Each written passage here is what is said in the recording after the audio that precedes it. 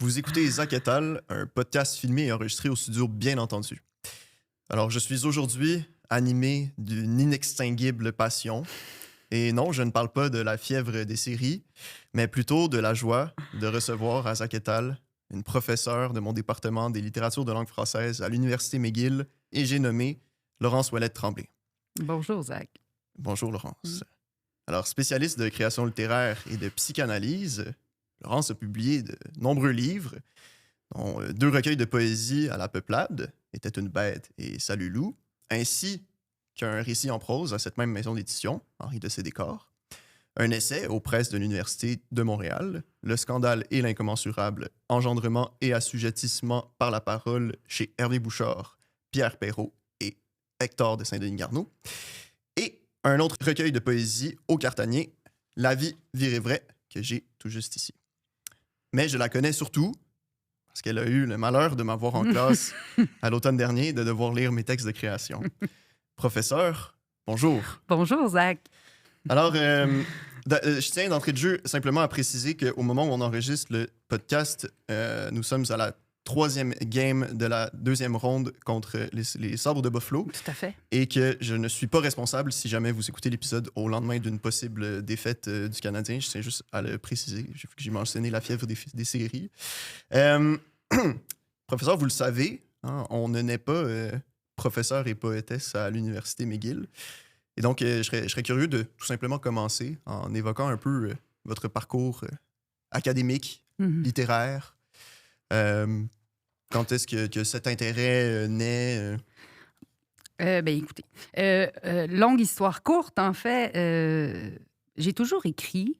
Dès que j'ai été petite, l'écriture a été pour moi quelque chose de très fascinant.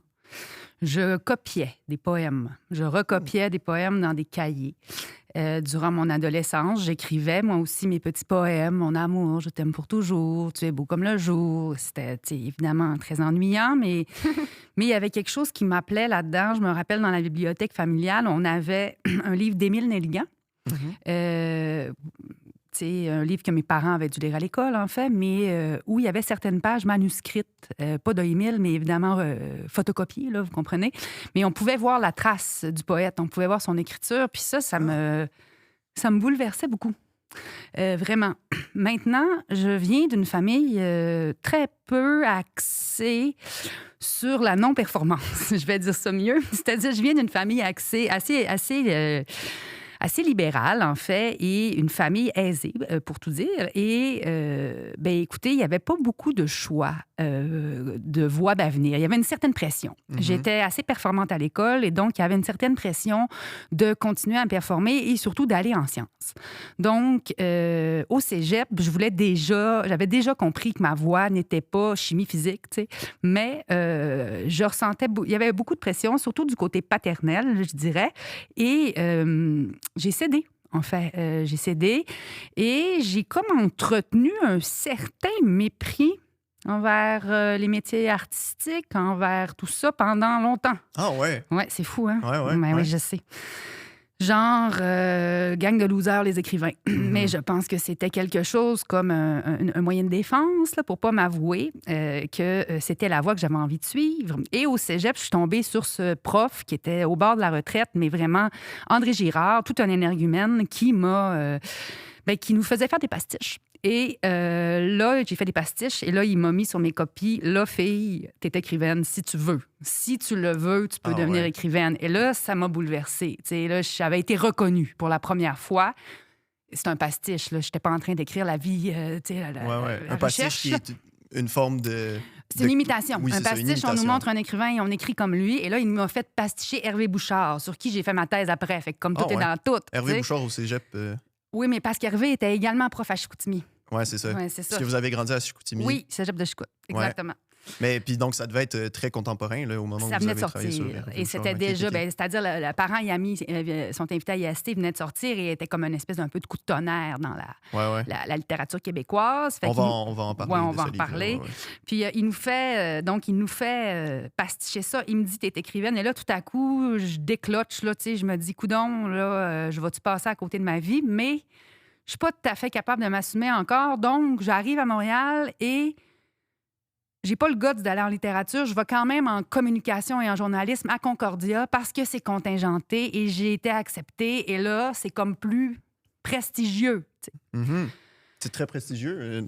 Julien, Oui. notre bon technicien, vient d'être accepté à ce même programme. C'est vraiment un super programme. C'est merveilleux. J'ai eu du plaisir, sauf que j'avais 19 ans. Je parlais pas un mot d'anglais. Alors, j'arrive à Concordia. Tu sais, j'étais mêlée un petit peu. La petite fille était perdue là, de Chicoutimi. Je pense pas que c'était une bonne idée de m'en aller tout de suite à Concordia en maîtrisant pas la langue. Et bon, finalement, le journalisme, où, what, where, when, why, le rapport à l'écriture était assez directif. Et après une session, là, je dis « Wow, ça suffit ». Je retourne voir André Girard à Chicoutimi. Il me dit « Va-t'en donc en littérature, fille. » Puis là, « Va-t'en donc à l'UQAM. » Puis je suis arrivée à l'UQAM, j'ai tenu tête à mon père, enfin, tenu tête au paternel. Et je lui ai dit « Là, garde, c'est moi qui décide. » Et je suis arrivée à l'UQAM, puis j'ai passé 12 ans à l'UQAM. J'ai fait bac maîtrise doc à l'UQAM. Ah ouais? Ouais. Okay. Parce que j'ai trouvé là une gang super, une gang de monde super. J'ai capoté raide sur la littérature. C'était quelque chose qui ouvrait à chaque session, à chaque cours. Wow. J'en finissais plus de wower, en fait, et d'avoir envie d'en apprendre plus. Donc, bac, maîtrise, doctorat. Puis... je finis ma thèse et je j'ai pas de job, mais on me demande d'aller enseigner à Chicoutimi parce qu'ils ont besoin de chargés de cours. Fait que je m'en vais me faire la main à Chicoutimi en donnant des ateliers, des charges de cours, en donnant même un séminaire de SICSUP. Et là, 2 ans après, la thèse finie, ce qui n'est pas si long dans le contexte. Il y en a qui attendent beaucoup plus longtemps avant d'avoir un poste. Le poste s'ouvre à McGill. J'applique en disant... C'est sûr que non, parce qu'on sait qu'ils n'engagent pas beaucoup du Camien sur McTavish et du Camienne. Et bien, finalement, je suis dans les 3, puis je passe mon entrevue, puis je décroche le poste.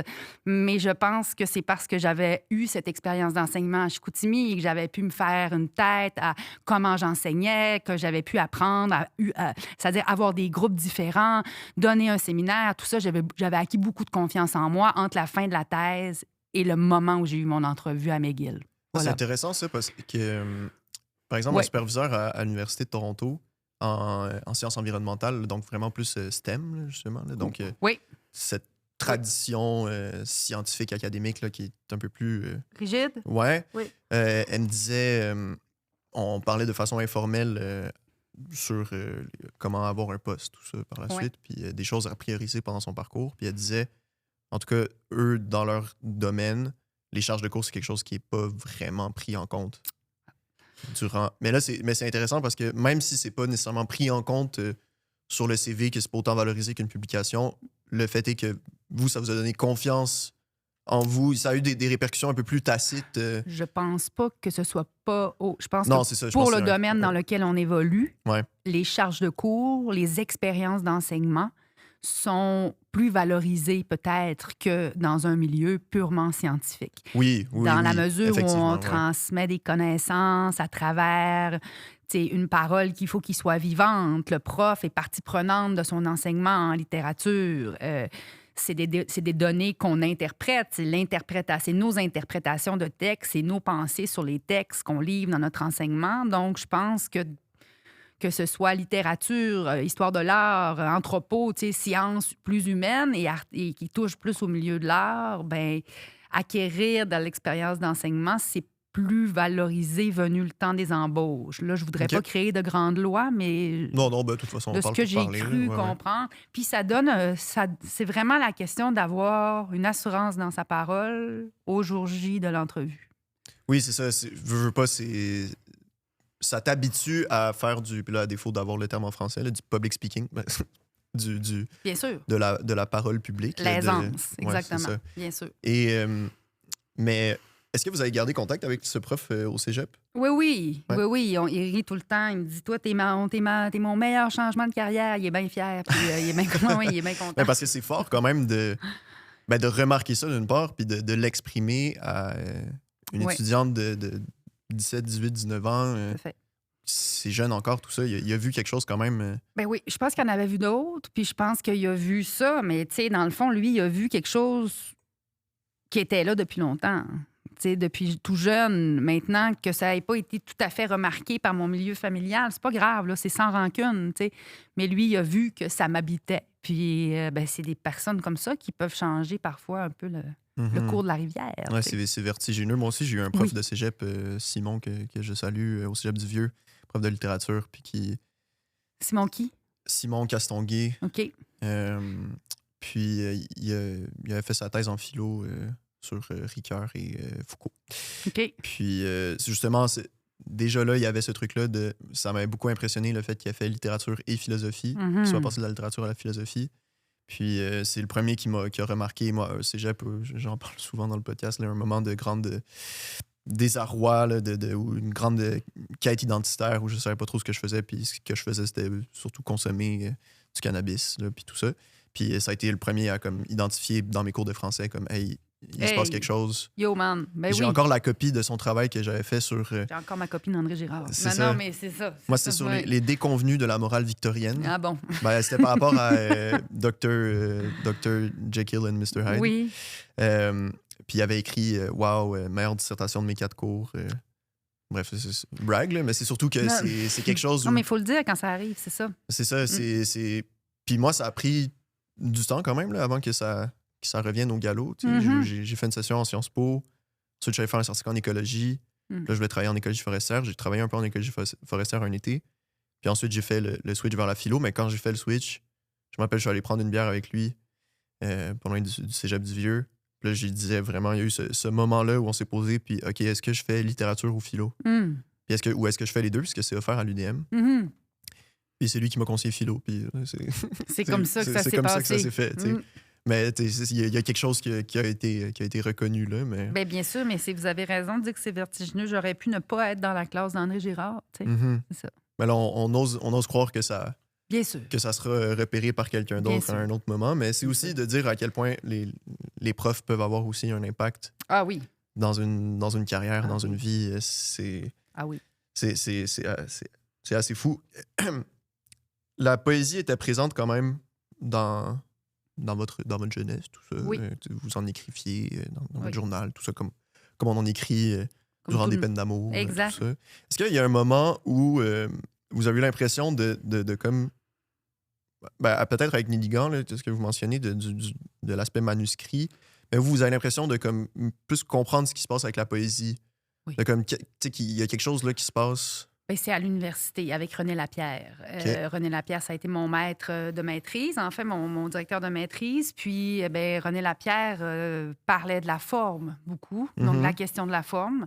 Puis, ses cours étaient intéressants et il parlait en termes complexes, savants, hors accessibles de tout ça. Et là, c'est là que j'ai compris plein d'affaires. Mais c'est difficile à dire, pareil. Mais tu sais, un poème, c'est une expérience langagière. C'est un positionnement dans le langage. C'est donner à entendre une manière dont un corps est plongé dans le langage. Quand j'ai compris ça, quand j'ai lu, disons, Nicole Brossard, René Gagnon, il y avait tellement d'étrangeté dans leurs poèmes, il y avait tellement de manières de faire différentes. C'est ça aussi la richesse de la poésie québécoise. On n'est pas engoncé dans une histoire de plusieurs siècles, donc on est encore assez adolescent dans notre poésie, au meilleur sens du terme. Là. Il y a plein de manières de faire. Moi, je découvrais ça, puis j'étais comme « What the is going on? » Puis cette étrangeté, ce rapport au langage, c'est là que j'ai compris que c'était pas nécessairement un art de la virtuosité langagière ou du bien écrire, et que c'était finalement somme toute assez punk. Non, mais tu sais, assez punk, assez... que ça donnait beaucoup plus de liberté que d'écrire une histoire, par exemple. Puis qu'on pouvait vraiment s'amuser. Il y avait quelque chose de ludique, encore une fois, au meilleur sens du terme, où on pouvait agencer des mots, déjouer la sémantique pour aller chercher la matérialité du langage. Ça m'a vraiment parlé. Puis là, j'ai commencé à pratiquer, disons, plus sérieusement, là, à faire mes gammes, c'est-à-dire à pas essayer essayer de comprendre où le poème allait m'amener, me laisser porter plutôt que de dire je vais écrire un poème là-dessus, je vais y arriver comment. Laisser le poème m'amener là où je savais pas où j'allais aller. Excusez, c'est mal exprimé, mais c'est-à-dire laisser la création m'amener dans des terrains que j'avais pas entrevus avant de commencer le projet, disons, ou la rédaction d'une suite ou d'un poème, mettons. Mm-hmm. Comme le poème a sa propre vie. Oui. Puis on peut pas d'avance savoir où est-ce qu'il va nous emmener. C'est bien cliché, là, mais c'est un peu ça. On écrit autant qu'on est écrit, je pense, par nos textes, les écrivains. Mm-hmm. Et c'est ça qui est le fun. Parce que peut-être pour que ça soit plus accessible aussi pour les auditeuristes. Parce que, par exemple, moi, vous le savez, là, que j'ai encore de la difficulté avec la poésie à en parler, à en faire, je pense, l'expérience de façon appropriée. Là. Je sais que c'est pas le bon terme, mais par exemple, j'ai un exemple vraiment récent où j'ai lu en prévision du podcast, puis en plus, je l'ai trouvé dans une librairie la semaine passée, Regards et jeux dans l'espace de Hector de Saint-Denis-Garneau. Oui. Hector de Saint-Denis-Garneau, j'ai reçu à Noël la compilation de ses lettres là, par Michel Biron. Oui, bien sûr. Énormissime livre. Ça me faisait beaucoup rire. J'ai reçu ça dans l'échange de cadeaux familial. C'est même bizarre. Savais-tu que ça allait aller à vous? Oui. Okay. Mais le gag me faisait rire de faire acheter à un membre inconnu de ma famille la compilation. L'épistolaire, oui. Qui est comme le plus gros livre que j'ai jamais eu. C'est énorme.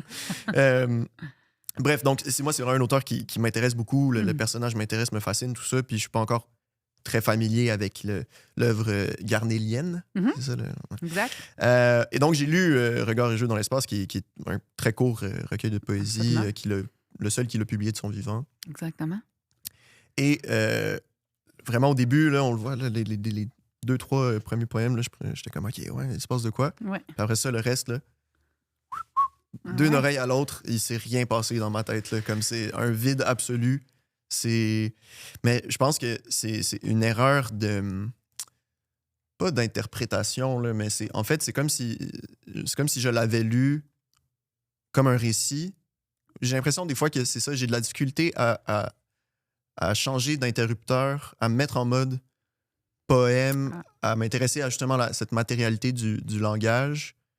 Puis je reste en mode, OK, je me laisse porter par le récit, j'avance un peu tout droit, puis à travers ça, il va se passer des choses quand même. Bien, écoutez, ce que je peux vous donner comme truc, c'est de casser la lecture d'une page après l'autre. C'est-à-dire, moi, je lis plus jamais un recueil du début à la fin. Désolée, mes amis, je vous aime, mes amis écrivains, je sais que c'est pas fin de faire ça, mais bon, plongez, puis ouvrez une page, lisez-en un, puis lisez-en plus après. Vous n'êtes pas obligé de le lire au complet, le livre. C'est ça aussi, là, la poésie, ça donne beaucoup de souplesse dans la lecture, mais je comprends votre affaire. C'est sûr que c'est comme un acquired taste, ils disent ça en jazz. Quand tu n'as jamais écouté de jazz, tu écoutes du Mingus, mettons, c'est dévastateur comme musique. C'est sûr, tu catches rien. Puis c'est comme, voyons, Colin. Excusez, j'allais sacrer. Qu'est-ce qu'il me veut, celui-là? Ouais. Mais bon, là, t'en écoutes. Puis là, tu finis par comprendre des affaires. La poésie, c'est un peu ça. Puis là, c'est sûr que Saint-Denis-Garneau, ça a l'air facile de même, mais c'est pas facile. Là. Ça a l'air simple, mais c'est profond. Ouais, c'est ça. Il y a clairement des couches d'interprétation que j'ai complètement manqué. Là. Puis c'est pas du tout un désaveu de... Non. Je pense que c'est simplement un indicateur que je vais y revenir. Mais c'est parce que c'est pas non plus un recueil uniforme, Regards et jeux dans l'espace. Il y a plein d'affaires. Ce que vous dites, c'est les 2 premiers poèmes vous ont marqué. Je suis d'accord, les 2 poèmes sont très jazz. C'est vraiment un saut dans la modernité, un ton vraiment assuré, tout ça. Puis là, après ça, il tombe avec des esquisses en plein air. On est où, coudon? Mais c'est ça, c'est vraiment un recueil. C'est pas un recueil construit de manière mathématique, là, Regards et jeux dans l'espace. C'est vraiment une expérience. Fait que je vous dirais, comme truc, pour les prochaines fois, n'essayez pas de lire le recueil du début à la fin. Ouais. Ouais. Ça, c'est un bon truc. C'est un bon truc qui est assez comprenable aussi. Toujours aussi l'idée de fumer un petit bat, là. Des fois, ça arrive. Ben, c'est comme votre recueil, La vie virée vraie. Puis finalement, je me suis dit, je l'ai lu une première fois, puis je me suis dit, je vais faire une relecture en écoutant du jazz. Bon. Pour que justement. Parce que je connaissais aussi les dessous de l'écriture, là, et je savais la place qu'a eu le jazz dans la création. On y reviendra, là, mais si vous le souhaitez. Puis. J'ai pas eu le temps, mais cela dit, j'ai tout de même. Je pense. Des fois, j'ai comme besoin de savoir des fois de quoi ça parle. Oui, je comprends. C'est là où c'est au stade où j'en suis. Je suis pas je suis très peu familier avec la poésie. Là, c'est correct. je tâtonne encore tout ça. Oui. Mais il y a quand même eu des moments de fulgurance dans la lecture quand même. Super, cool. Même que vous m'avez fait pleurer. Ça fait longtemps que ça m'est arrivé d'ailleurs. Mon Dieu, où ça? Je suis curieuse. À la page 48. Allez-y, non, ouais. Aujourd'hui, le bran de scie oui. est mon père et mon père la forêt. Ben oui, c'est sûr. Ouais, c'est ça vraiment. C'est idiosyncratique, là. C'est pour des raisons personnelles, mais quand je l'ai lu, j'ai déposé le livre puis j'ai pleuré un petit coup. Vous avez eu une émotion. Ouais. Super. Ou sinon, quand vous. En tout cas, je vous attribue ça, là, mais que ça me semble parler d'angoisse, d'anxiété. Ben, vous le nommez aussi, là. Oui. Aux pages 40-41, un monstre cru me travaille au corps et accueillir, je veux bien, mais ça pique, cette affaire-là. Angoisse, me dis-tu. Mm-hmm. Puis-je accepter que tu ne partiras pas, que tu es ici chez toi, impérieuse, enterrée vive dans l'abdomen, ma couleuvre engourdie. Qui suis-je pour te déloger? À l'envers de la joie, tu existes pour qu'existe la joie. Mm-hmm. Oui. C'est pas pire, ça? Ah, moi, c'est vraiment... ça, c'est vraiment... C'est ça, des moments de fulgurance, là, Puis je sais que c'est peut-être une lecture un peu naïve, ou en tout cas en surface, ou en tout cas, c'est parce que j'ai l'impression de comprendre de quoi il est question et je suis capable de m'y retrouver. Mm-hmm. Je pense que c'est la lecture, pour l'instant, qui m'est accessible en poésie. C'est celle où je suis capable un peu de m'identifier ou d'avoir l'impression qu'on me raconte. Oui, bien sûr. Mais c'est bien correct. Il n'y a pas, tu sais, vous avez l'air à penser qu'il faut atteindre comme un niveau mystique de l'interprétation. Non, mais tu sais, ou vraiment plus... Tu sais, c'est ça, là. Si vous ressentez une émotion à travers certains vers et tout ça, ça parle d'angoisse, mon livre. C'est vraiment ça. Ça parle de l'angoisse de vivre, puis ça parle surtout de l'impossibilité de se débarrasser que l'angoisse, la souffrance, la douleur, ça fait partie de la vie. T'sais. On the flip side of joy, la joie existe parce qu'il y a cette espèce d'anti-joie. Et c'est un peu... c'est un recueil qui parle de cette acceptation, finalement, parce qu'on aimerait donc bien ça, s'en débarrasser. Parfois, c'est présent, c'est très présent. Mais non, voilà, c'est un peu ça, la vie virée vraie. C'est comme, fille, t'es pas rien avec ça, là. C'est pas si simple, vivre, voilà. Ouais, puis c'est ça qui, je pense, en tout cas, pour moi, a suscité cette émotion-là, c'est de pouvoir s'identifier puis de se sentir qu'on n'est pas seul à vivre ça. Non, on n'est pas seul. De voir aussi Parce que, par exemple... angoisse, monstre, tout ça, moi, c'est des choses que j'ai écrit dans mes propres petits trucs. Ça vous parle, ça? Ouais, comme vraiment, dans les grandes périodes d'anxiété ces dernières années où je le visualisais vraiment comme un monstre là, tapis dans les ténèbres, qui est là puis qui est toujours une espèce de menace. Toujours... oui. T'es toujours à comme un pas de la crise. Ça, c'est le trouble anxieux généralisé. Là. Maintenant, je prendre de la sertraline.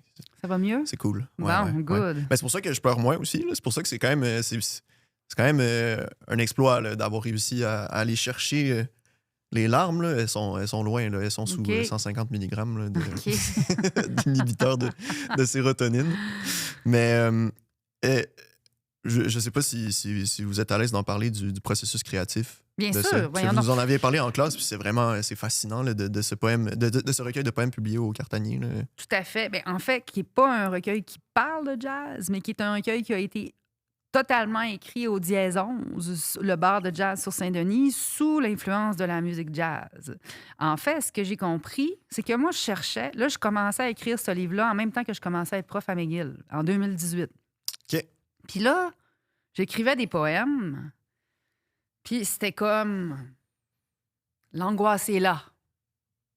C'était plate. Non, mais je veux dire, c'était profond. J'arrivais à avoir des idées. Tu sais, j'ai commencé à avoir un petit peu d'expérience. Je sais un petit peu où je m'en vais, même si c'est de la petite soupe au pois pareil, tu sais. Bref. Mais j'étais comme, Caroline, que c'est plate, mon affaire. Mais en même temps, il fallait que je fasse des plans de cours, il fallait que je corrige des copies, il fallait que tu sais, là, j'avais fini d'éditer ma thèse, une écriture très académique, très... Puis là, j'étais comme, comment je vais faire pour amener du dérangement là-dedans? Comment je vais faire pour décrisser le rythme? Comment je vais faire pour aller chercher de quoi? Puis là, tu sais, je réécrivais, ça marchait jamais. Je m'en vais au Diaison, je commençais à vraiment triper sur le jazz et à y aller de manière régulière. Et là, je peux pas nier que, tu sais, là-dedans, il y a alcool et drogue qui sont là. C'est-à-dire, évidemment que je n'écris pas lorsque je dépasse une limite d'une certaine... Tu sais, Mhm. quand même que je Il sois faut une lucide. lucidité. Oui, c'est ça. Mais, tu sais, un peu sous l'influence du cannabis et de la bière, j'ai commencé à traîner mon calepin au dièse 11. Et, dans le fond, c'était un poème par soir. Et commencer à le réécrire, mais comme 100 fois pendant toute la gig. Tu sais, puis là, mais mettons, puis là, exactement la main suivant le mouvement de la toune, tu sais, qui était en train de jouer. Et là, à un moment donné, quelque chose quelque chose explosait. Je vous donne un exemple. Là. Il y en a un, bon, tu sais, exit le bruit du vivant et celui de ma chaleur d'osier, de rondelles, de fourrure. Exit la métamorphine et la cuisse d'antilope. Exit la faim, exit l'extase. Au début, c'était fini le bruit du vivant et celui de ma chaleur, d'humaine et de mortel. Fini la métamorphose et la nourriture. Tu sais, c'était plate, il y avait plein de F, l'allitération était lourde. Puis là, j'ai écrit ce poème-là, j'étais comme... Puis là, tout à coup, fini, puis à un moment donné, ça fait exit. Puis là, exit est apparu. Tu sais, exit, c'est jazz, Ouais, là. ben oui. Tu sais, il y a du rythme, il y a plein d'affaires dans Il y a du exit. swing. Là. C'est français, c'est anglais, c'est latin, c'est un verbe, tu sais, c'est plein d'affaires. Fait que là, j'ai fait yo, wow, ce qui se passe là. Fait que c'est ça, mais c'était risqué. Tu sais, il y avait tout ça. Évidemment, j'ai fini par tomber en amour avec les jazzmen, à me briser le cœur 100 fois, à être un peu l'emmène brosse trop souvent. Mais ça m'a donné un livre. D'où c'est l'incipit ou c'est le... Au satané jazzman. C'est Ben ça. oui, c'est ça, exactement. Ça, c'est un incipit. Non, c'est pas un incipit, c'est un exergue. Un exergue. Oui. C'est quoi un incipit, dans ce cas-là? C'est le début d'un livre et c'est surtout le début d'un roman. C'est pas vraiment... On peut pas parler d'incipit en poésie. Ah, OK. C'est plutôt la première phrase ou le premier paragraphe d'un roman, ce qui donne le ton du texte à venir, de la fiction à venir. Ben, si, mettons, c'est une citation. Exergue. Ah! Ouais. OK. Bon, j'ai fait des petites erreurs. C'est vraiment pas grave. Mais c'est pas des erreurs académiques. J'ai fait une erreur dans un meme que j'ai publié sur Instagram.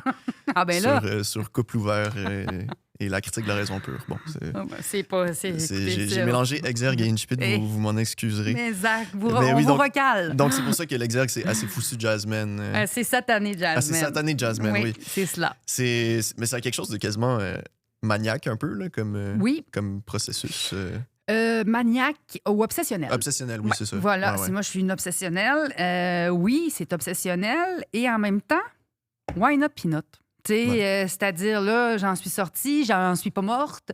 Puis, ça m'a donné un livre. J'avais trouvé, dans le livre que j'étais en train d'écrire, je parle de ça un peu. Puis, je dis, on me tendait une pêche et le noyau d'une pêche à tous les soirs. Dans ces soirées-là d'écriture, c'était merveilleux. Là. J'étais dans une exaltation. Je revenais, je réécrivais à la machine à écrire.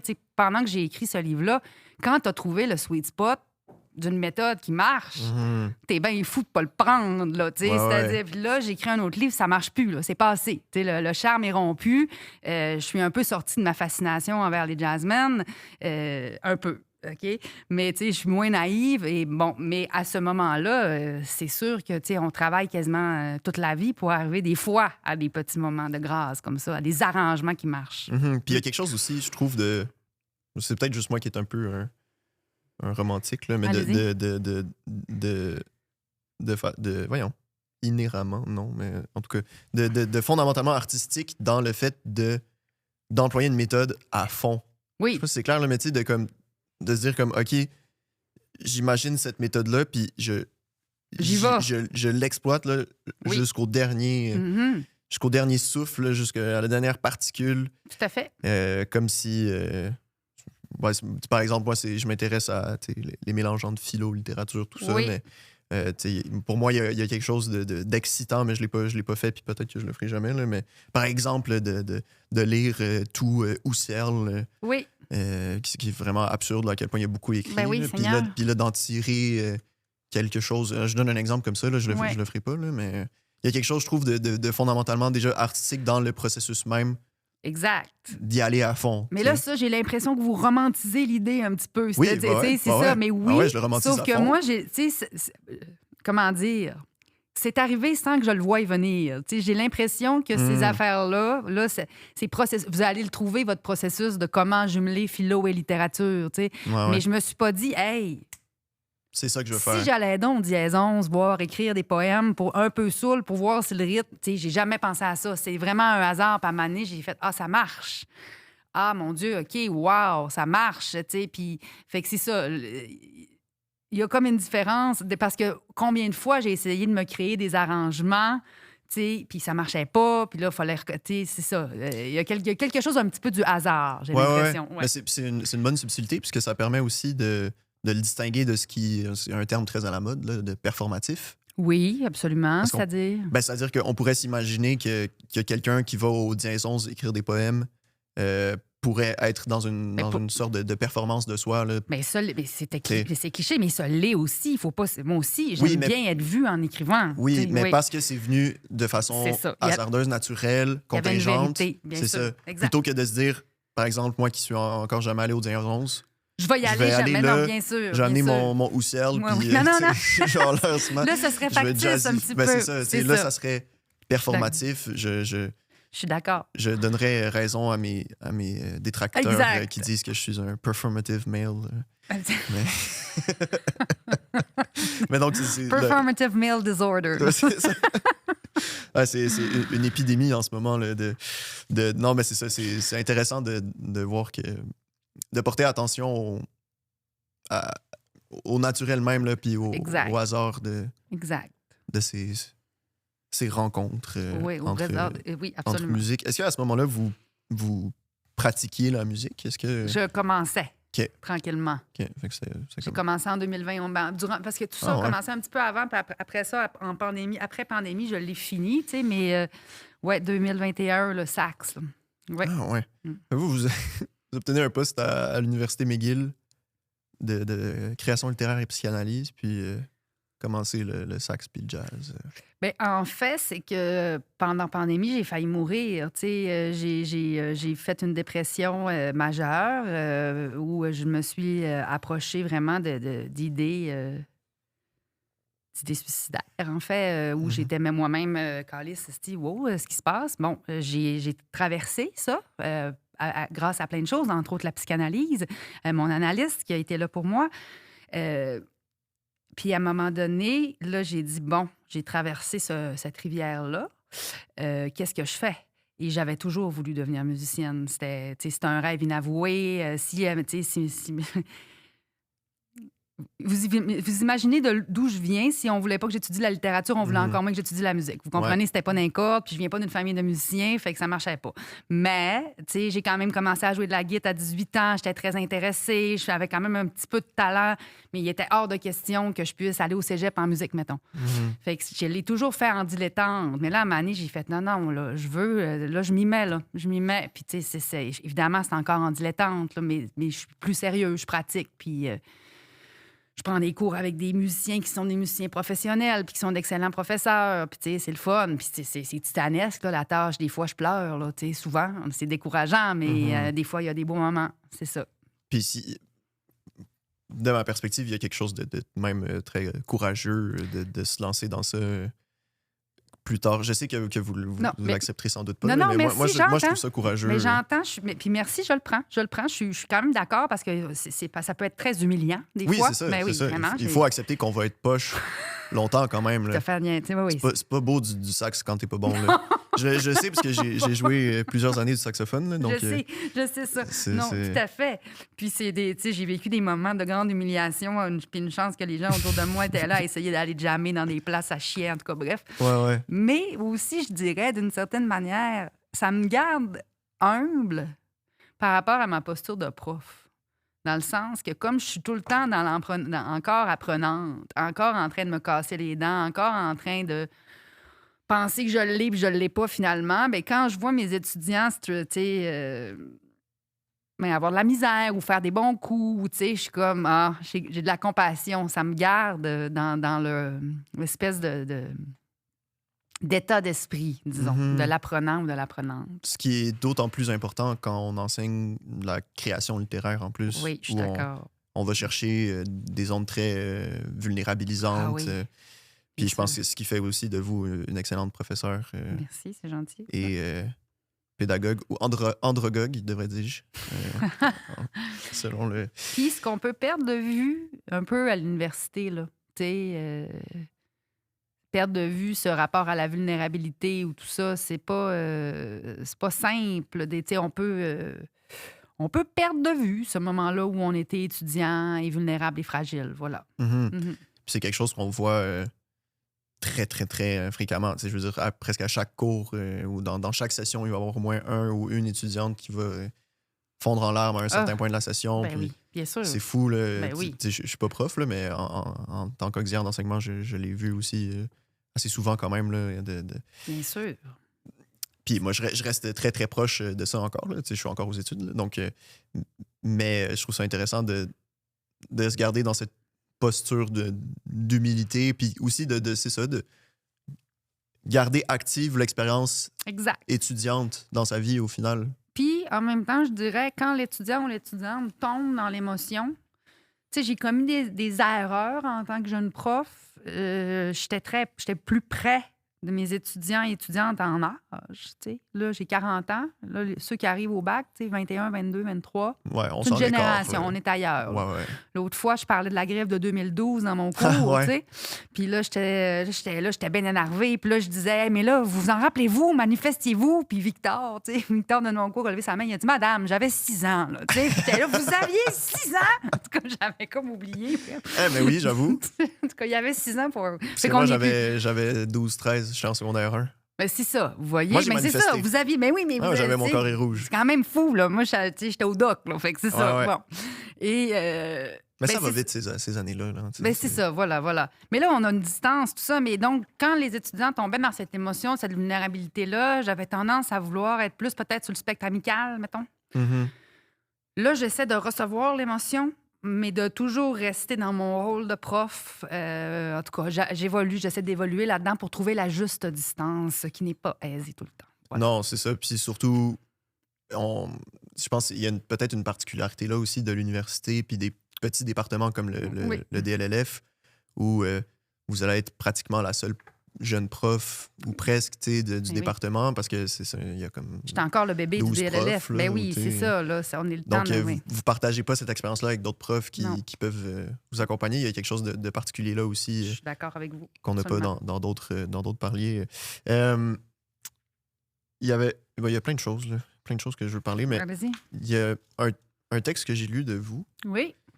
juste parce que ça m'a fait penser tantôt qu'on disait que le poème a sa propre vie, là, Ouais. puis qui nous amène quelque part qu'on peut pas prévoir. Je voulais juste le mentionner Yes. parce que j'ai vraiment aimé ça, puis je m'étais beaucoup reconnu dans ça. C'est la littérature vivante échappera toujours à l'hypothèse. Oui. C'est intéressant Oui. parce que vous mentionnez un peu cette double posture que vous avez en tant que professeur d'université où vous devez étudier la littérature comme objet d'étude académique Exact. tout en continuant à en créer. Mhm. Puis, je me suis beaucoup retrouvé dans ça, même si vous parlez d'une faille, Mhm. hein, d'une fissure là, dans laquelle on On nage. a, puis on Ouais. essaye de rester un peu en équilibre entre, justement, études littéraires et création. Oui. Puis, moi, dans un élan de lyricisme là, ou je ne sais trop, d'émotion, je me suis dit, je me retrouve, mais ma faille, elle est triple, ce OK. qui fait en sorte que physiquement, je suis obligé d'y tomber entre OK. philosophie, études littéraires et récit. OK, oui. Pauvre de moi. Non, mais je blague, mais un des trucs que vous dites, c'est que on peut pas se fier aux hypothèses de recherche quand on est dans le poème. Non. Parce que justement, ce poème-là... Non. L'hypothèse, c'est imaginer un futur possible. Exact. Et c'est-à-dire, l'hypothèse arrive toujours rétrospective. C'est-à-dire, que ce soit, mettons, Écrire dans la maison du père de Patricia Smart ou L'absence du maître de Michel Biron, qui sont des livres extraordinaires, qui dressent des espèces de lignes de force dans la production littéraire québécoise, couvrant certaines années. C'est bien. On voit ensuite qu'est-ce les forces les thèmes, les directions qui ont modelé la littérature, finalement, qui ont modelé la production littéraire d'une époque, qu'on ne peut pas le savoir à l'avance, ça. Là, puis ça, c'est vraiment le regard du chercheur après qui vient comme synthétiser un peu ça, interpréter ce qui s'est passé dans la vie littéraire d'une époque, d'un milieu. Maintenant, nous, les écrivains, à l'université, on est dans la littérature vivante. T'sais. Donc, je suis pas en train d'écrire un recueil en me disant « Hey, ça va être dans le courant du néo-terroir, puis ça va être pas mal d'est. » Non, mais tu sais, c'est vraiment pas ça qu'il faut faire. Là. Ouais. Quand on est dans la création, je pense, c'est un peu une taupe. Là. C'est vraiment la taupe du poème, dit Christian Prigent. Là, être dans le langage comme une taupe. C'est quoi une taupe? C'est un animal aveugle. Donc, on cherche avec notre nez, avec les moustaches, on flaire, bon, voilà. Alors, c'est deux choses différentes. Maintenant, pour moi, c'est très important d'enseigner la littérature extrême contemporaine à l'université aussi. OK? Je fais des cours poésie des femmes du 21e siècle au Québec. On étudie des recueils qui sont sortis l'année passée. Ouais. Mais je n'ai pas la prétention jamais de dire « Ah, ça, vous voyez, je les donne à lire vraiment pour les interpréter, pour que les étudiants soient au courant de ce qui se passe. Mais je n'essaie pas de tirer des hypothèses, c'est trop tôt encore.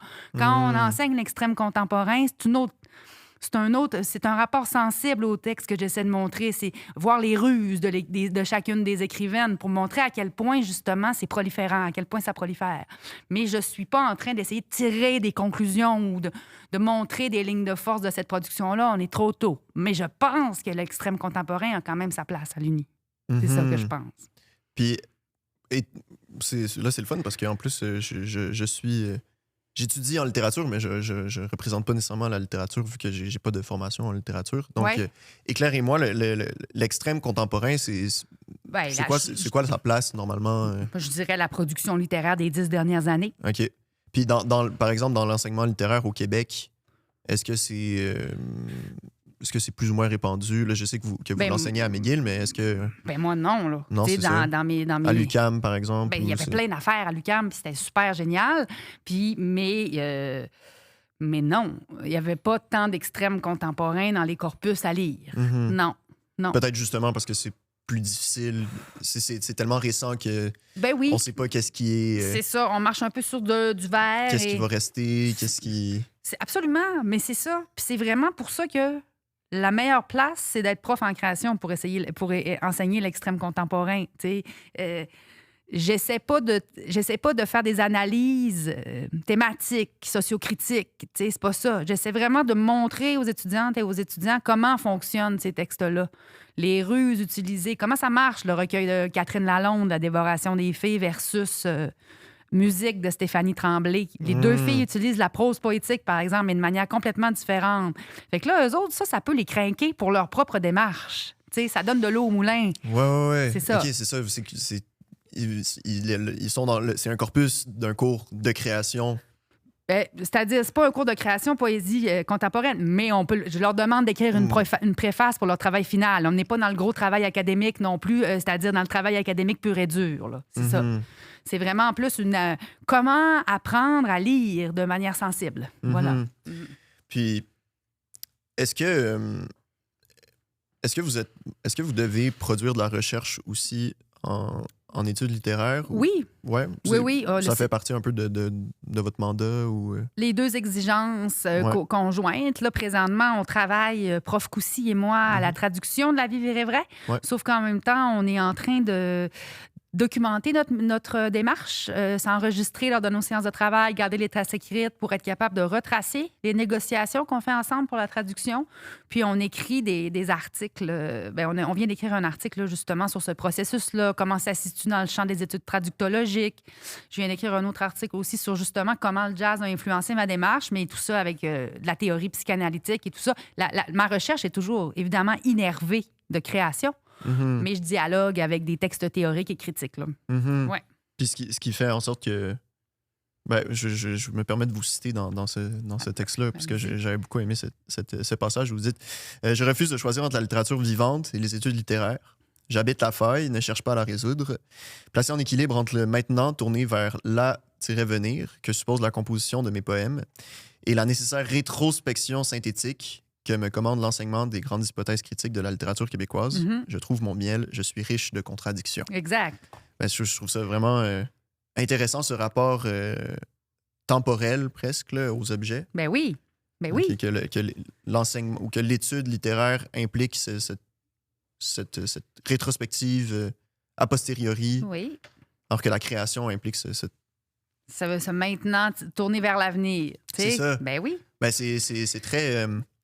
c'est très husserlien, là, le présent épais. Il Ben dit oui. que la structure temporelle du présent est celle d'un présent épais. Ben j'aime bien ça. Ouais, rétentionnel et protentionnel. Ben, d'ailleurs, voilà. vous dites quelque chose de similaire dans l'essai qui est tiré de votre thèse. Là. Vous parlez du moyen de la parole, la rebours et l'avenir. Exact. L'être humain parle toujours simultanément avant et après l'autre. C'est cela.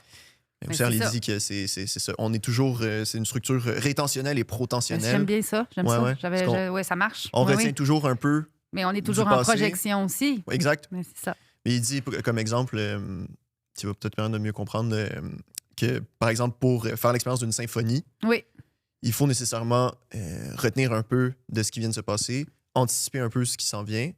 Parce que si on était toujours dans un simple présent simultané là, ou séquentiel, c'est ça. Ça serait impossible de faire l'expérience de la symphonie parce qu'on en donnerait une note après l'autre. Mais je pense pas que le présent de la réalité humaine soit séquentiel, comme vous dites, ou simultané. C'est un présent, j'aime bien ce que vous dites, épais. Là, c'est quelque chose que j'aime beaucoup comme mot. C'est vraiment ça. C'est à la fois ce qui vient un peu de se passer et ce qui s'en va là. On est tout le temps là-dedans. Là. Puis là, ce que vous dites dans engendrement et assujettissement de la parole, c'est que ça aussi, c'est vis-à-vis de l'autre également, vis-à-vis de la figure d'autrui, on est toujours un peu avant et après. Absolument. Puis, ben écoute, allons-y dans ça. Allons-y dans ça. Ce livre-là, assujettissement, engendrement et assujettissement par la parole. Mais je préfère le dire, là, ça fait des gros mots, ça, je trouve, mais tu sais, le scandale et l'incommensurable, je trouve que c'est un peu plus simple. Oui, vraiment. Le scandale et l'incommensurable qui est tiré de votre thèse. Yes. C'est ma thèse réécrite, jazzée. Là. Dans le fond, j'ai coupé 100 pages, j'ai viré ça au jeu, j'ai enlevé bien des notes de bas de page pour faire un livre un petit peu plus digeste, qui est quand même pas si digeste, là, mais c'est ça. Voilà. Mm-hmm. Ouais. J'avais dans l'ambition, justement, dans cette espèce de romantisation de la méthode. Oui. Je me suis dit, je vais lire sa thèse au complet pour me plonger dans... Puis la réalité du présent épais m'a rattrapé. Et j'ai dû admettre que potentiellement, c'est ça, je ne pouvais pas. J'ai quand même lu le premier chapitre de l'essai. Là, cool. Qui est disponible si on est étudiant au Québec, disponible en ligne. Là, oui. Avec le proxy des universités. Là, yes. Puis, j'ai trouvé ça vraiment intéressant, puis surtout, en plus, considérant les auteurs que vous utilisez. Mais je vous cite encore. Là, j'aime ça citer décidément aujourd'hui. Très bien. Mais parce que, dites-moi si j'ai tort, mais il me semblait, à la lecture de ce premier chapitre, que j'ai identifié un passage qui pouvait constituer un peu le cœur du travail. OK. Et qui va comme suit. Si au quotidien, la parole va, sans que l'on y pense, se manifeste comme quelque chose de naturel, d'inné, les écrivains, quant à eux, se font les témoins privilégiés de la résistance qu'oppose le matériau langagier à l'œuvre en train de s'écrire. Dès lors, doivent-ils trouver des ruses poétiques, rythmiques, psychiques, pour arracher le langage à sa fonction communicationnelle réifiée et le réinvestir de sa charge poétique latente. Yes, pas pire. C'est un très bon exemple. Aussi, je vous connaissais déjà, puis j'ai déjà suivi un cours, donc j'avais un petit pas d'avance. Déjà, je suis pas non plus brillant, même si, bon, évidemment, je le suis, là, mais... Non, mais c'est que c'est ça, c'est... Il y a cette tension dont vous parlez souvent de la parole. La fonction communicationnelle réifiée. Oui. Réifiée, ça veut dire transformer en réalité. Là. C'est un terme grec, je pense. Là. Ça veut surtout aussi dire scléroser, un peu. C'est la réification des choses. C'est vraiment lorsque un usage devient norme et se répète. Mm-hmm. Tu sais, allô, comment ça va? Ça va, toi? Ça va bien? Est-ce qu'on dit pomme, orange, bonbon pour dire comment ça va? Non. Mm-hmm. Donc, c'est des usages réifiés de la parole. Mm-hmm. Voilà. Communicationnel, nécessaire, bien sûr, pour qu'on puisse s'entendre, mais réifié. Puis que c'est un peu cette fonction communicationnelle-là qui est un peu la fonction habituelle, quotidienne de la parole, celle avec laquelle on on engage, le celle plus. avec lequel on engage notre présence au monde. Là. C'est ça. Oui. Mais c'est cette forme de parole-là qu'on doit un peu... à laquelle on doit s'arracher ou... Oui, mais entendez-moi bien ici, là. C'est ça l'affaire, c'est que je suis pas anti-communication, là. OK? Non. Vraiment pas. Ouais. C'est juste que la communication, quand ça se passe bien, comme maintenant, on se parle, hein, on jase, c'est le fun, nous fait comme un peu oublier l'idée que la parole n'est pas naturelle. Tu sais, quand on parle, une fois plongé dans notre langue maternelle, là, puis une fois la langue apprise, là, parler, c'est un peu comme l'air, c'est un peu comme l'eau, c'est un peu comme notre peau. Fait que c'est comme si ça allait de soi. Mais, et là, ça, c'est la psychanalyse qui m'a appris ça, et c'est également ma directrice de thèse, Anne-Hélène Clich, encore une fois, I bow in front of the master, mais qui m'a fait réaliser que, non, il s'agit d'un code qu'on impose, qu'on surimpose à notre forme de vie, à l'humain que nous sommes, et qui vient un peu médiatiser notre réalité. Et là, c'est comme, tout est, d'une certaine manière, transformé par ce code langagier-là. Et c'est aussi le fait qu'on est dans la langue avant d'en savoir le code. Ça, c'est buzzant. T'sais. Quand vous aviez 4 ans, Zach, vous disiez blablabla, je suis sûre que vous étiez très loquace. Ouais. Je suis sûre que vous jasiez pas mal, OK? Bon, puis là, vous disiez de la merde, on s'entend. Hein? Les enfants, c'est merveilleux. Ça dit n'importe quoi. Ça dit un rallongi pour dire un raccourci. Les enfants ont toujours raison. C'est ça l'affaire. Bon. Mais donc, ils sont dans le matériau langagier avant qu'ils apprennent la grammaire, avant qu'ils apprennent les verbes, avant qu'ils apprennent l'orthographe. On est plongé dans le matériau langagier avant d'en savoir le code. Donc, le premier contact qu'on a avec la langue, c'est sensoriel. Ouais. C'est ça. Mais c'est incarné. Incarné, c'est la primauté du signifiant, dit Lacan. Hein? C'est la primauté du mot sur... Je vous donne un exemple. OK? Quand j'étais petite, moi, j'ai une sœur. Elle n'est pas morte. J'ai une sœur. Et on avait une nounou.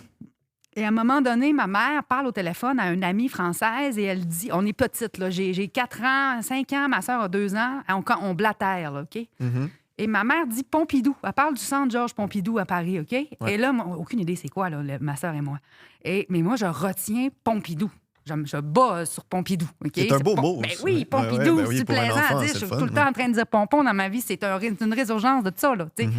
Et là, moi et ma sœur, on commence à se dire, t'es rien qu'une Pompidou. T'es juste une hostie, puis Pompidou. Puis ma nounou est comme, qu'est-ce que vous dites? De quoi vous parlez? Mais on était dans la jouissance du mot pour le mot. Dans la Pompidou. On est dans la matérialité du langage. C'est ça un peu l'idée, c'est de ramener et l'écrivain, je pense, en tout cas, moi, la manière dont... Et là, c'est pas tous les écrivains qui voient ça comme ça, mais c'est sûr que la poésie aide à ramener cette matérialité-là.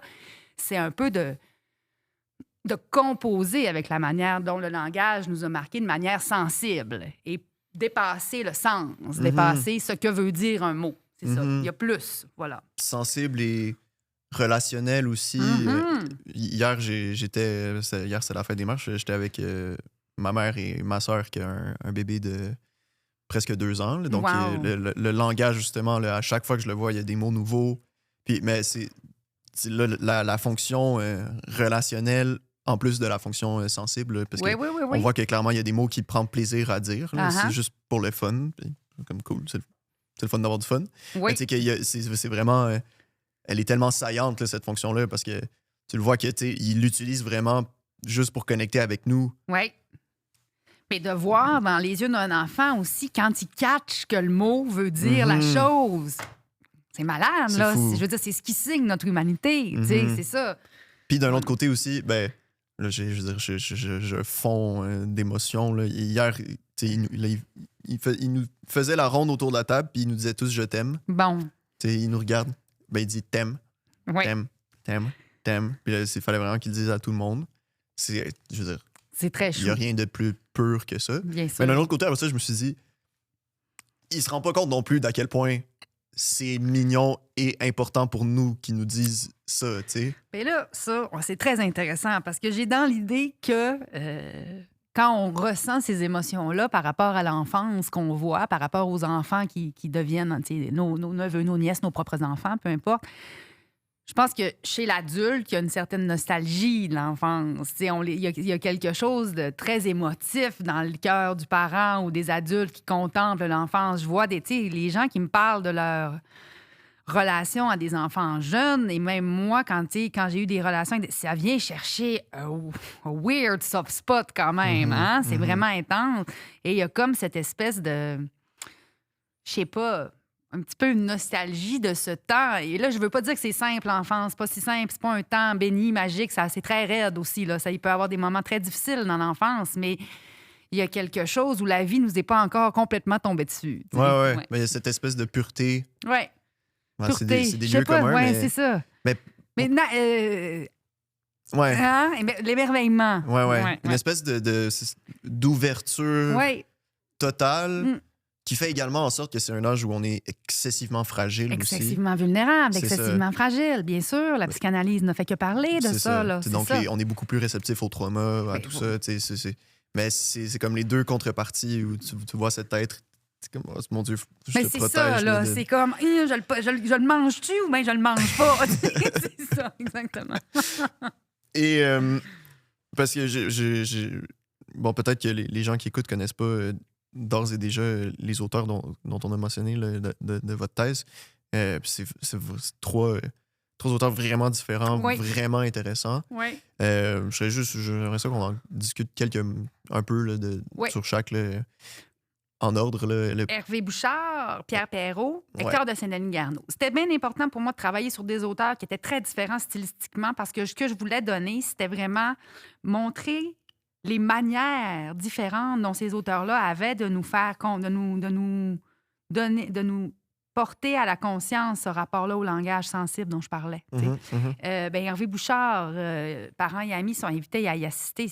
C'est inouï, là, c'est une œuvre avec une rythmique hallucinante complètement. Elle travaille sur l'oralité extraordinaire, mais qui n'est pas une oralité à la Michel Tremblay du tout, là, qui n'est pas du tout un recopiage du joual. Parce que c'est écrit sous forme de pièce de théâtre. C'est écrit sous forme de pièce de théâtre, mais c'est une pièce de théâtre qui est injouable. Donc, ça fait combien de pages? C'est comme 300 pages, mais c'est surtout que le texte est fou. Mettre ça réellement en scène, ça marche pas. Là. D'ailleurs, certaines troupes... j'ai oublié, une troupe au Saguenay qui l'a mis en scène. Là, j'ai l'air niaiseuse, mais bon. Mais la metteur en scène le dit dans une entrevue, il a fallu couper pratiquement le 3/4 du texte. Mais c'est correct, ils ont fait une adaptation, mais c'est pour dire que c'est pas un texte de théâtre à proprement parler. C'est un théâtre des paroles sous l'égide de Balerna Marina. Donc ça, c'était super cool. Pierre Perrault, c'est ses films. C'est un gars qui a poursuivi la parole vivante du monde toute sa vie. Il voulait entendre parler le monde, Pierre Perrault. Il disait, il est impossible qu'un homme n'ait rien à dire. Puis ça, je trouve ça plutôt trippant. Dans le sens qu'on dit beaucoup de merde ces temps-ci dans nos vies, n'est-ce pas? Hein? Il y a beaucoup de merde sur les réseaux sociaux.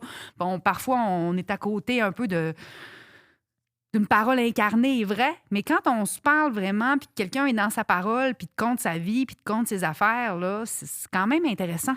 Absolument. C'est ça. Tout être a une complexité voilà, exactement. fondamentale. J'en parlais dans le dernier épisode avec l'humoriste Thomas Levac qui a une complexité dont des fois on ne soupçonne pas. Là, puis je disais que j'étais allé dans une date avec quelqu'un que je me doutais qu'il n'y avait pas d'affinité a priori puis? De par le fait que c'est une comptable pro-capitaliste. Puis je me suis dit, il y a une complexité quand même dans chaque être. Bien. Puis, mais aussi, j'étais à Toronto, j'avais beaucoup de temps pour aller à des dates. Là. Non, mais moi non plus, je pense pas qu'un comptable, ça marcherait. Non, c'est ça, mais il y avait une complexité quand même. Il y a une profondeur quand même. Là, oui. Puis justement, une date, c'est comme juste un moment un peu paradigmatique de rencontre, puis où on peut aller un peu plus en profondeur dans une conversation. Bien sûr, puis là, excusez-moi, c'est cliché un peu, là. C'est sûr qu'il y a des comptables tripants. Ah non, oui, c'est ça. C'est ça. On les aime, là. C'est juste... Mais ça n'a pas fonctionné pour vous. C'est un exemple. Non, c'est ça. Ça a fonctionné dans la mesure de la date. Oui, c'est ça. C'est ça, exactement. Si vous voulez en entendre plus, vous l'écouterez. OK, oui, c'est ça, vous allez vous répéter. Non, puis j'irai pas dans les détails. Non, OK. Mais justement, ça m'avait tellement surpris de voir Pierre Perrault, qui est cinéaste, qui a fait à la poursuite... pour la suite du monde. Pour la suite du monde. C'est-tu pour la suite du monde qui est un peu comme le premier... ou un des films vraiment de cinéma direct. C'est-à-dire ça fait partie de là. C'est ça. Oui. Donc une œuvre vraiment marquante, vraiment fondamentale. Oui. Et La Bête lumineuse, qui est ce sur quoi vous travaillez. Donc le scénario commenté, de ce que j'ai compris. De la bête lumineuse. C'était pour montrer les contradictions de Perrault. Parce que Perrault est toujours en train de dire l'écriture, c'est juste c'est impérialiste, c'est juste les puissants, c'est juste les éduqués qui ont le droit d'accéder à l'écriture. Un homme qui est souverain du rôle de sa vie, c'est un homme qui est dans une parole vive. Il parle de la parole vive. Puis là, tu sais, la bête lumineuse montre une espèce, je sais pas si vous l'avez écouté le film, mais il part à la chasse. Mais... C'est pas grave, je vous le conseille fortement. Ouais. Mais c'est 10 chasseurs à la chasse, bien chaud tout le temps, pratiquement, qui boivent, tu sais, puis c'est merveilleux. Mais il y a un poète dans la gang. Puis là, il y a un poète qui essaye de faire un poème. Puis il se fait complètement ostraciser, il se fait niaiser, il se met jusqu'à le faire pleurer. Là, vraiment, c'est pas super. Là, ton hostie de poème, c'est-tu dégueulasse? Puis ça passe pas parce qu'il essaie de faire entrer l'écrit dans un endroit, le camp de chasse, où c'est l'oralité qui règne en maître. Mm-hmm. Fait que Perrault essaye de montrer ça dans son film, mais dans son scénario est commenté.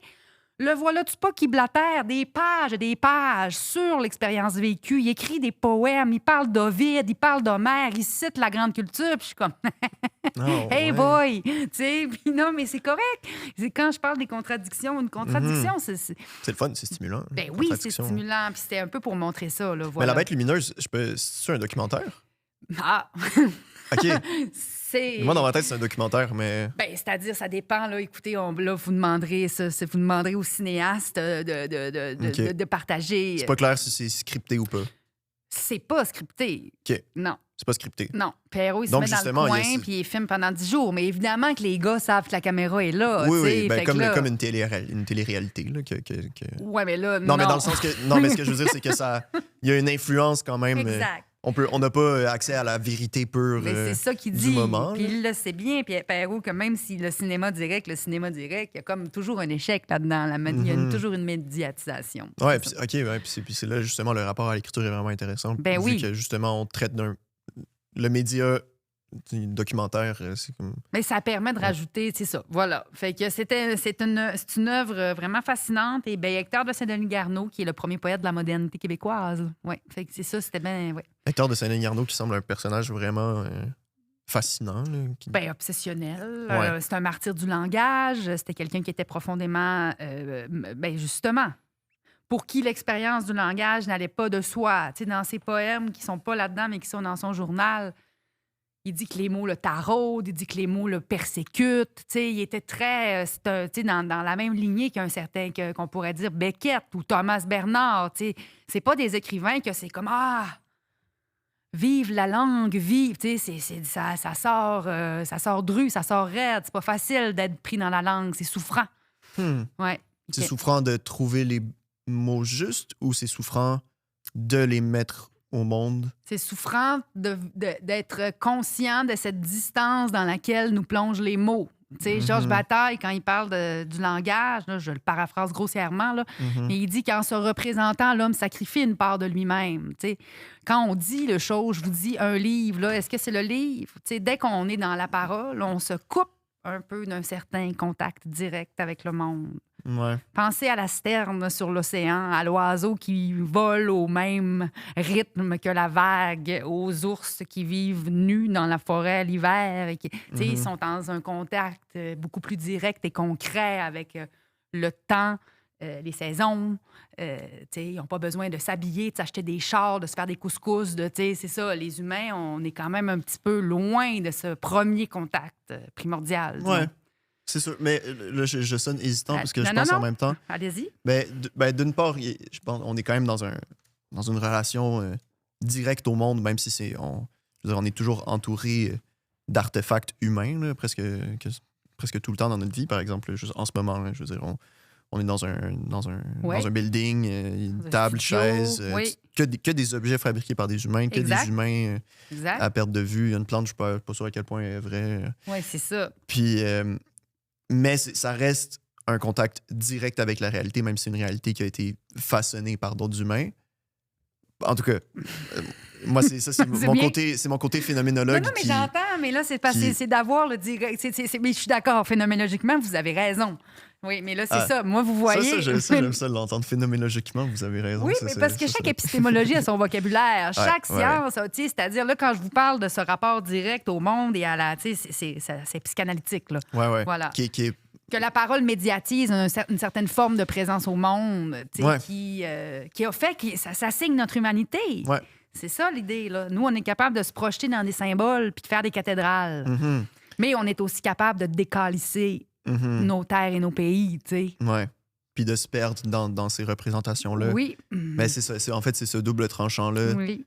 Parce que oui, la représentation nous éloigne du réel. Oui. Mais aussi, Exact. elle nous donne accès au réel.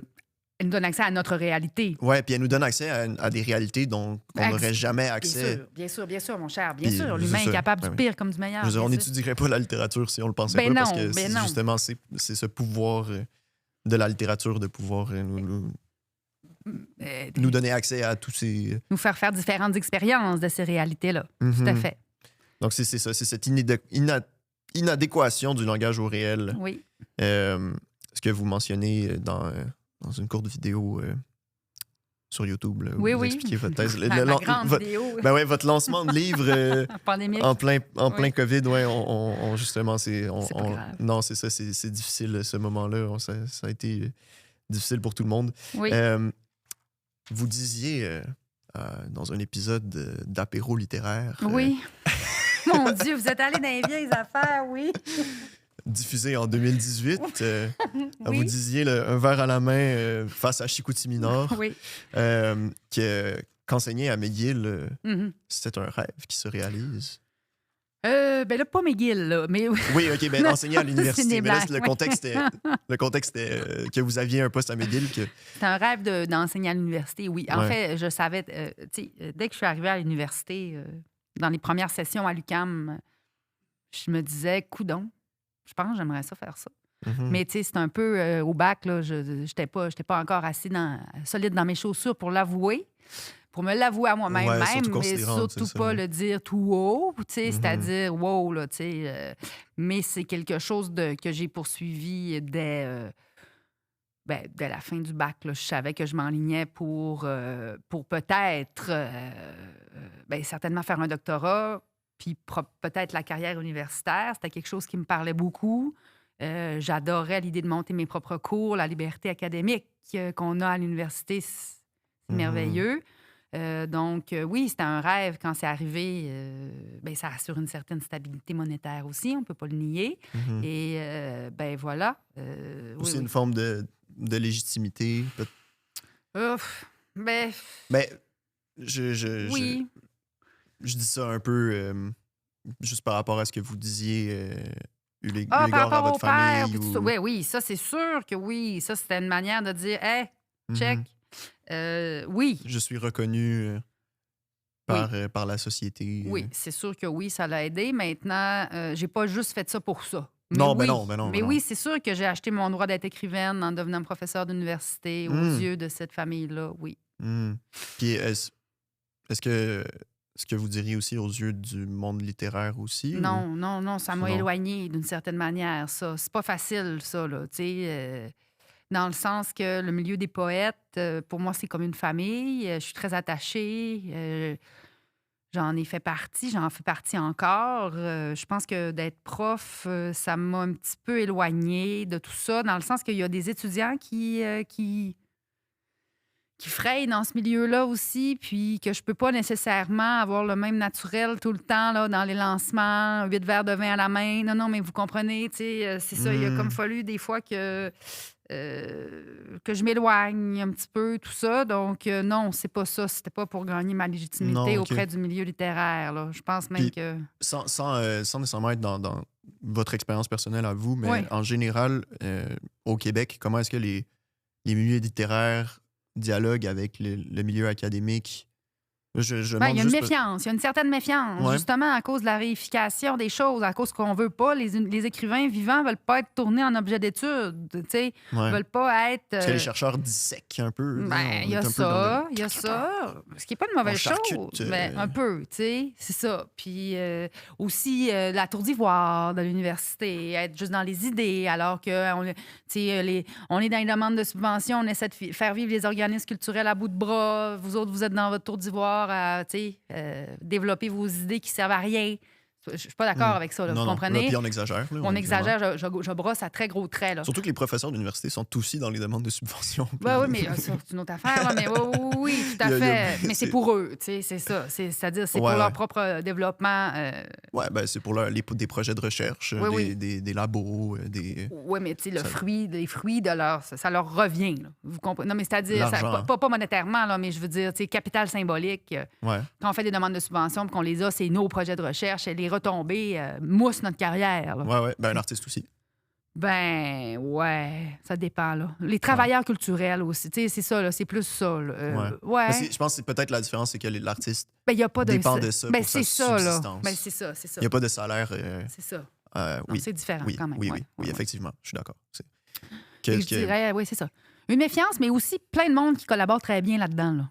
Entre le milieu culturel et le milieu universitaire. Là, je trace des clichés, mais voilà. Bien sûr, non, ben c'est ça, mais c'est juste, c'est comme une curiosité que j'ai, surtout que bon, je suis pas encore complètement familier, comme j'ai pas baigné dans ce milieu-là. Non, vous commencez pour là, bien à vous longtemps, y intégrer, oui. Puis aussi, je veux pas, le fait est que le monde académique aussi permet de... j'allais dire façonner, c'est vraiment pas le bon terme, là, mais donne une opportunité de création littéraire aussi. Oui, mais c'est ça, d'une vous première voyez, création littéraire. Tu sais, il y a certains poètes ou tout ça que c'est comme, va pas à l'université, tu vas te faire formater. OK. Tu sais, j'ai beaucoup entendu ça. Moi, l'université, c'est ça qui m'a formée comme écrivaine. Tu sais, j'ai la ferme conviction que c'est très possible d'offrir des outils qui ne formatent pas les démarches en devenir. Mais voilà.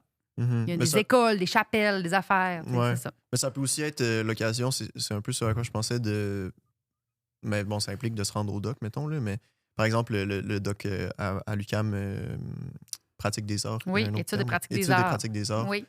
Qui donne une occasion de donner des ressources, possiblement du financement pour créer une première œuvre ou une maîtrise en création littéraire, là, créer une première œuvre qui peut ensuite être publiée, possiblement, tout ça.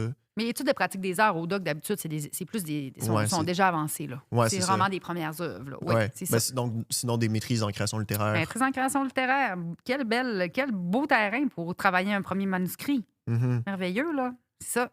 Puis, j'avais entendu ça dans mon bac d'un collègue qui était en littérature comparée, puis c'était certainement une exagération, là, mais il disait que comme... Parce que moi, j'étais absolument pas familier avec ça, puis même à ce moment-là, le fait que des professeurs soient écrivains ou que la plupart des écrivains... Ben c'est ça qu'il a dit, c'est que la plupart des écrivains maintenant au Québec doivent avoir une thèse de doctorat pour pouvoir publier leur premier livre. C'est une exagération. Oui. Mais que ça permet de... Non, c'est ça. Non. Mais que ça permet d'offrir un... C'est ça, ça pallie un peu à l'absence ou le sous-financement du domaine littéraire au Québec. C'est-à-dire, on est chanceux, les écrivains, je crois, parce que plusieurs écrivains, non, c'est pas une question d'avoir une thèse de doctorat ou non. Si on veut faire un doctorat, il faut avoir le désir de le faire. Là, c'est personnel. Mais la chance qu'on a, c'est de pouvoir être professeur. Dans les cégeps de français, moi, j'ai plusieurs amis qui sont professeurs de cégep, donc qui sont écrivains, qui ont fait une maîtrise, qui ont fait des livres et qui ont pu avoir cet emploi de prof de cégep en français. Il y a beaucoup plus de postes que, par exemple, en musique. Ou, tu sais, à Alma, il y a un programme de musique au Saguenay, ils ont 3 profs, là, on s'entend. Mais au Saguenay-Lac-Saint-Jean, tous les cégeps ont des profs de français à pelleter. 4 cours de français obligatoires. Oui. Fait que ça donne une possibilité d'avoir un revenu stable et de pouvoir continuer à travailler sur son œuvre. Donc, c'est un peu ça, là, peut-être c'est ça qu'il voulait dire, mais après ça, c'est vraiment pas une obligation. Là. Nombre d'écrivains n'ont pas étudié la littérature. Là. Ouais. Non, c'est ça. Non, c'est pas une obligation. Mais ça, moi, quand je l'avais reçu, pour moi, c'était « Oh, wow! » Ça met en évidence à quel point c'est un milieu qui peut être quand même difficile au Québec de gagner sa vie là, dans le milieu littéraire. Puis non, mais bien à quel point c'est sous-financé. Puis ça, je l'avais appris au cégep, là, par exemple, que comme toutes les maisons d'édition, on travaille à perte. Acharné, bien sûr. Puis, mais c'est comme ça, je pense, dans tout milieu artistique, à moins de trouver un filon et d'être dans un rapport commercial à l'art, ce qui est pas mal, là. C'est pas grave, là, mais c'est sûr que c'est pas simple. Non, voilà. D'autant plus qu'on n'a pas... je sais pas si en France, le statut d'artiste, ça peut s'appliquer aux écrivains et écrivaines aussi. Oui, bien sûr. Ouais. Mais il y a un salaire minimum là, en France lorsqu'on est artiste. C'est ça, c'est Oui. le statut d'artiste. Oui. Je le sais aussi en Belgique parce que Oui. ma bonne amie est belge et comédienne de théâtre. D'accord. Mais ça Et- aide, ça, là. Ouais, c'est ça. Eh Mais oui. même ça, c'est super compliqué. Puis c'est toute une bureaucratie. Oui, j'imagine. Puis c'est pas tout le monde qui l'a non plus. Non. C'est pas un salaire garanti. Mais effectivement, ça donne un coussin qui peut permettre de créer, tu sais, Exact. ce qu'on n'a pas ici. Exact. Ce qu'on peut avoir à travers l'université, mais ce qui implique aussi. Mais Le suivi c'est-à-dire des que cours, là, c'est d'enseigner. compliqué parce que pour aller à l'université, il faut avoir du financement, sinon on s'endette. Fait que des fois, ça se mord un peu à queue, tout ça. Là. Il faut soit demander les bourses ou avoir des parents qui peuvent nous aider. Sinon, ça peut coûter plus cher d'aller à l'université que de ne pas y aller. Mhm. Comprenez? Ouais. Puis on rentre dans ce cycle-là où on n'arrive plus à travailler sur nos propres projets parce qu'on doit Mais là, financer. c'est ça. Trouver un équilibre là-dedans. Mais je répète, je trouve que quand même, la possibilité d'enseigner le français, que ce soit au cégep ou en francisation et tout ça, quand même un petit coup de main. C'est-à-dire, on peut compter là-dessus, les écrivains. Mhm. Ouais. Ouais, je l'avais pas, je l'avais pas envisagé, mais c'est c'est une bonne issue de secours quand même. Mhm. Laurence, Hey, merci, Zach. Merci. C'était super le fun. Merci Ouais. beaucoup. Ouais. on va. Merci pour la préparation. C'était vraiment chouette. Moi, ça a été un sincère plaisir de te lire, vraiment. Merci. Donc, c'est ça, on va lire vos livres, La vie vraie au Cartanier, vos 3 livres publiés à la Peuplade Super. et Le scandale et l'incommensurable. Si on a envie de Petite lecture d'été. une légère. petite lecture des presses de l'Université de Montréal, c'est toujours le fun. Merci beaucoup, Zach. Merci, Laurence.